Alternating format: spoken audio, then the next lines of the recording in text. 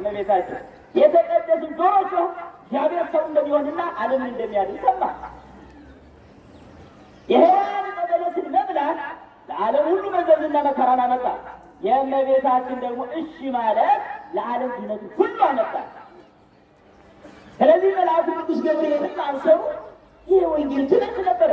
በጆሮ የሚገባ ቃል አዳኝ ስለሆነ አሁንም የምንናገረው ትምህርት በእናንተ ጆሮ ውስጥ ገብቶ ልብን ሰርስሮ ወደ እግዚአብሔር የሚመልስ ከዓለም ጋር የሚያጣላ ከእግዚአብሔር ጋር የሚያስታርቅ ሕግ ነው የምናወራው እንጂ ተራና የሚሻል የሚጠራ የሚቀር ነገር አለ የምናወራው። ነገ የምንገናኝ መሆናችንን ማስተላለፍ እንጂ እዚህ ቁመን ለብለን የምንቀር አይደለም።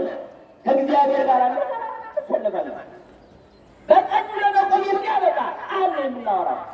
ዓለምን የምናሸንፍበት ቃል ዓለማውያን ነገሥታትን መናፍቃን ጳጳሳትን ጭምር የምናሸንፍበት ቃል ነው የምናወራው።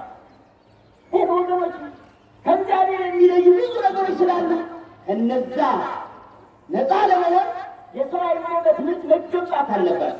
ትምህርቱ ሰማያዊ ምድራውያን መላእክቶች የሚፈጥሩ ትምህርት አይደለም የምንሰጣቸው፣ ተራ ነገር አይደለም። ስለዚህ ነው ክርስቶስ ራሱ ወደዚህ ዓለም መጥቶ የመጀመሪያ ስራ ያደረገው ማስተማር። ይህ ያስተማረው ቃል ነው አሁን የምናስተምረው፣ ሌላ አይደለም። ሁለተኛ ስራ ያደረገው ደግሞ አብነት መሆን። ምክንያቱም በዓለም ላይ አብነት የሚሆን ሰው ጠፍቷልና፣ ሰው ስለጠፋ እግዚአብሔር ሰው ለመሆን ወደደ። ሰው ጠፋ። ሰው ሲጠፋ እግዚአብሔር ሰው ለመሆን ወደዚህ ዓለም መጣ። ወደማይገባ ዓለም ተገለጠ። እግዚአብሔርን የሚወስን ዓለም የለም። እግዚአብሔር በዚህ ሁሉ በዚህ ይቀመጥ የሚባል አይደለም። ዓለም በባህሪ የሆነችለት ሕያው ባህሪ ነው። በዘመናት ያሰብነው እንደሆነ ስሌት የለውም። በቦታ ያሰብነው እንደሆነ የሚወስነው የለውም። በቅድምና ያሰብነው እንደሆነ ቀዳሚ የለውም።